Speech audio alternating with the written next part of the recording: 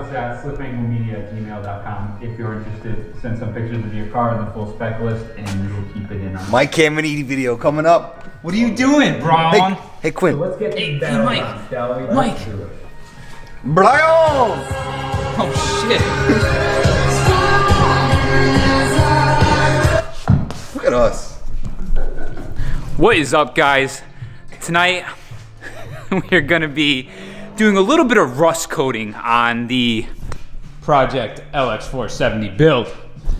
So I just finished up with the timing belt while it's still up on the lift, and I have the tires and everything off. I figured this would be a good time to get underneath here and start prepping everything and get it ready for New England winter. So you could see here, even though this is pretty clean for a 1998, there is some surface rust spots here and there that need to be addressed. So I want to try to preserve this for as long as I possibly can. Basically what we're going to be doing is we're going to be just grinding what we can off for rust using wire wheels and just wire brushes. And then I'm going to go underneath here and I'm going to coat everything with a whole bunch of rust coating products and seal it up as good as I can. Actually, I should probably take the spare tire down. Just thought of that right now. But I'm gonna build a booth around this by laying plastics on the ground and taping it along all four corners of the vehicle. Try to keep all the dust and everything like contained to this area, because grinding the rust off makes a freaking mess, and I don't want it getting out and covering everything. So, for coming over here for products, let me turn this music off so I don't get dinged for it. All right. I'm using Rust Bullet, some POR 15, which I think these are actually probably the same products. I haven't used POR 15. I have used Rust Bullet. This creates like a freaking shell around whatever you coat it with. Actually, my floors are coated with Rust Bullet for concrete. No, I'm not sponsored by these guys. No affiliation. So we're gonna do some POR 15. Here's another thing of Rust Bullet that was open. And then I have a bunch of Rust-Oleum rubberized undercoating for the spots that I can't quite get to with my hands. Some Rust-Oleum engine enamel, just for in case I need it for some spot treatments. And then I also have this Rust Bullet Metal Blast, which is supposed to help dissolve rust when you're prepping the surfaces. So, bunch of gloves, because we're gonna need them. And you can already see I got this shit on my hands, and I'm gonna be wearing this now for a good week or so, because it's that freaking toxic. A bunch of paint brushes off of Amazon in different sizes and variety, and that should be everything to get us going for this project. So I'm gonna start containing everything. Like I said, building my mock paint booth. Brian. He's gonna supervise and maybe give me a hand, and this is gonna suck. I really hate doing this shit, but I feel like I just need to. That's all I'm doing is supervising. What the f is this? No, I help you, but I really hate doing this stuff. I'm gonna be a freaking mess, and it's just not a good time. So let's pony up, and we will get this project going. All right, guys, here is my mock booth. It's not perfect, but it's just enough to contain the mess and keep the dust and shit from getting all over the rest of the garage. So I left the back open here. I don't mind if this corner gets dirty, but I want to keep everything else clean. So I'm going to start with the Rust Bullet rust remover, and I'm going to spray that on the heavy rust spots, and then I'm going to start wire wheeling it. And this is always a good thing that I think to have a cheapo electric drill and have some wire wheel attachments like these. And you could just sit there and just crank away. You don't gotta listen to the compressor. The electric motor is pretty strong in the drill, so like if you get into heavy rust spots, you can really just kind of use some force up against this and keep going. So this is what I use for most of the rust removal. Spots that I can't really reach too well with that, I'll use hand brushes, and that's about it. Get as much of the rust off as we can, and then we'll just start coating it.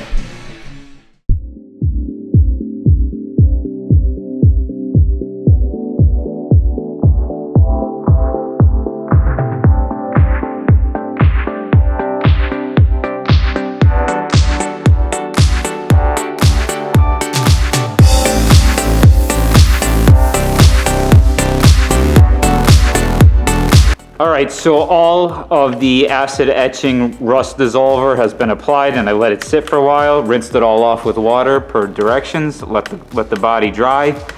So I'm just gonna go through now with my wire wheels, and I'm going to just loosen up what I can for thick spots of rust. Where see how it's like it wants to flake off here?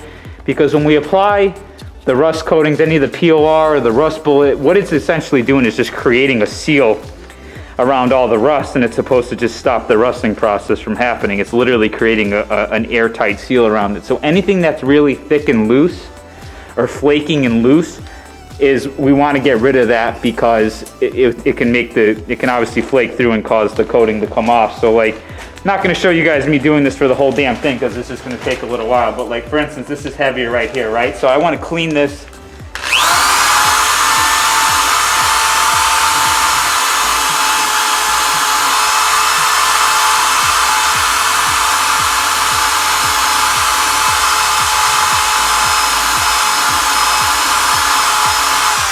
I'm just getting the heavy flakes off, so now I have just more of a smooth surface here, and I can coat on that and just seal it in, and don't really have to worry about it flaking as much. So like this control arm here, where there's a lot of like rust flaking on it,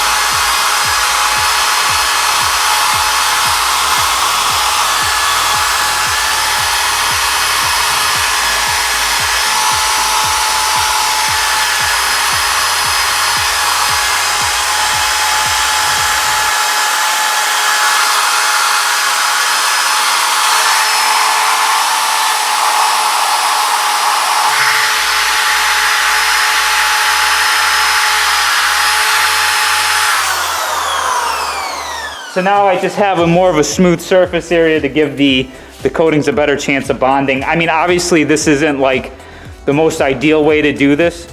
Realistically, if you want to do this properly, you take everything off, sandblast it, and then coat everything, or powder coat everything from scratch. But since it's winter, where it's actually snowing outside already, we're having our first snow, and I just want to get this thing back up on the road ASAP.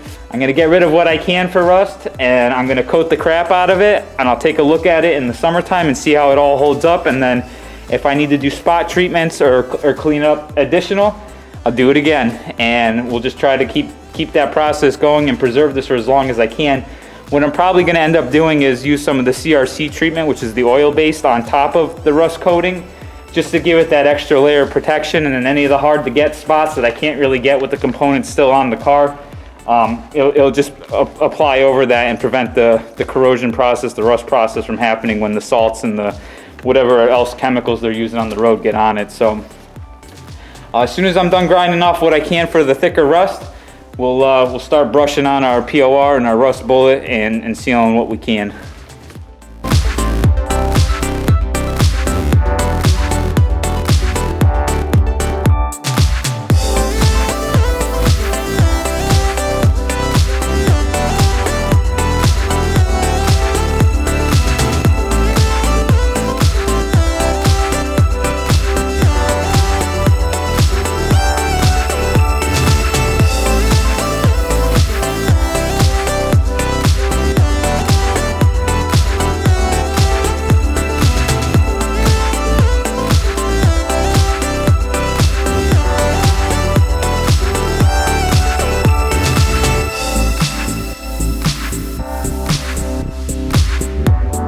Alright guys, I am just about done.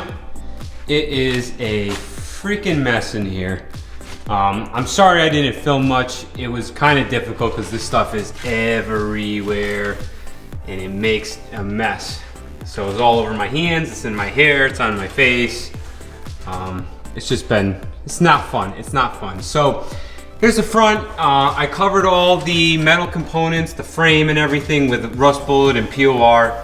I pretty much used up what I had left, so it's a combination of the both. wheel fender liners or wheel liners, I resprayed with the rubberized undercoating made by Rust-Oleum.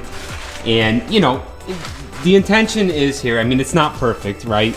If you really want to do this perfectly, you need to take everything off of the car. And that's just not gonna happen. Here, I'm gonna come back here where I got some light.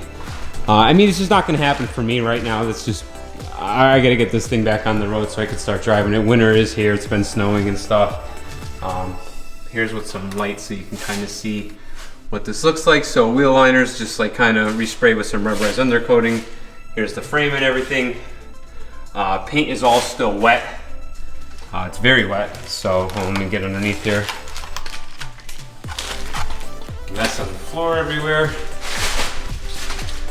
I even went over the diff and stuff because even though it'll probably take forever for this to rust and rot out, I just figured it'd be good to have a layer of protection on there. And I guess the idea is I would rather be trying to undo bolts with a coating of this and breaking the coating of this off versus if it's completely rusted and strips. So I guess that's the lesser of the two evils. You can see like on the body itself that was uncoated, I just sprayed that with the rubberized undercoating just to give it, like I said, like another layer of protection, and everything is just juicy, juicy, juicy wet. So this is kind of it for this job here. I have to take this off of the lift and just kind of move the arms so I can hit where the arms are because I couldn't really get to there too well. But other than that, it's a big difference from where this was before, that's for sure. It's definitely a lot nicer underneath here. So this is it. We'll just see how this lasts and how it holds up. I'll take a look at it after the winter, and if it needs spot treatment, I will. I could do some spot treatment on it. But you know, anything's better than nothing, and I just want to preserve this for as long as I can. I really don't think that trucks are made all too great. I'm really happy with what this is so far, and I think this is one of the better ones. So the motor will last. I guess it's really the real challenge is just trying to keep it from rusting to death. So if I could do that for as long as I can, that's the goal. So thank you guys so much for tuning in. If you have any questions, leave it in the section below, and let me know what your thoughts are on this whole process and what things that you have done and found success with for undercoating and preventing rust on your own vehicles. I'm curious to hear. So that's it for this one, guys. Thanks so much for tuning in. Till next time, done.